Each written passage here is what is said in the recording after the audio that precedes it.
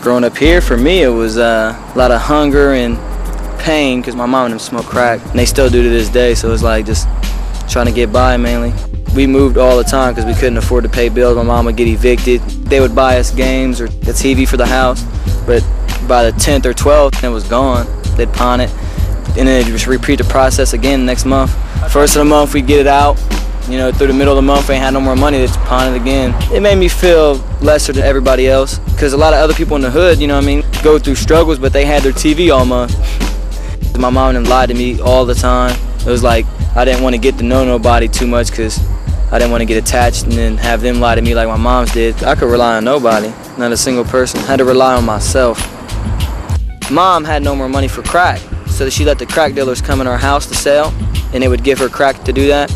So some other crack dealers down the street didn't like that. So they came in the house, they kicked in the door and put guns in my face like, yo, where's the dope at? We'll kill you. So after that, I just moved out like without basically telling my mom. I was like, yo, I ain't gonna get killed over your bad habit.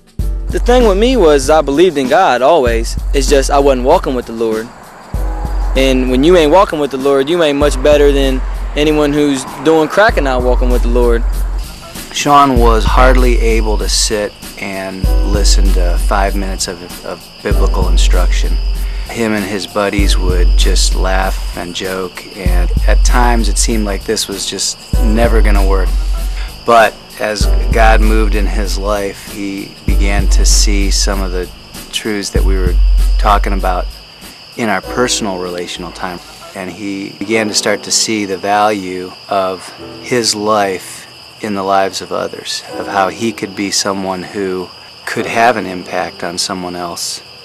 Really wanted to be a pro football player or basketball player. You know, a lot of kids think that. And after I started walking with the Lord, I really could see myself doing the Lord's work. Shawn has understood the things that God has given him apart from what's happened in his life.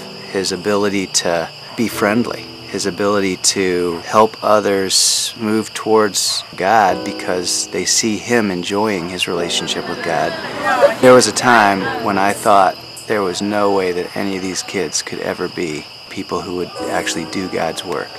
And watching Shawn grow up and being involved with him and seeing the changes that God has caused in his life has proved to me that it's just not true.